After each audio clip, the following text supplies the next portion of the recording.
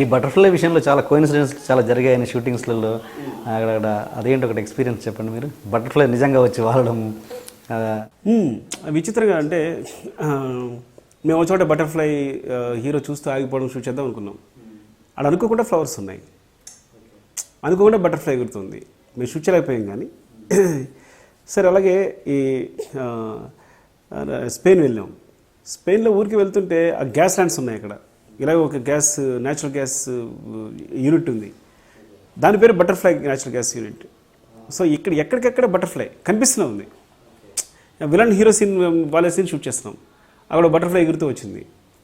So మేము అంటే నేను చాలాసార్లు నమ్ముతాను ఈ సినిమా పోదు అని, ఎందుకు ఏదో అక్కడ చిన్న సెంటిమెంట్ కొడుతూ ఉందన్నమాట. నేను పెద్దగా బిలీవ్ చేయకపోయినా కూడా బ్రదర్ యాక్చువల్గా ఇది ఇప్పుడు అని అంటే అయిపోయింది.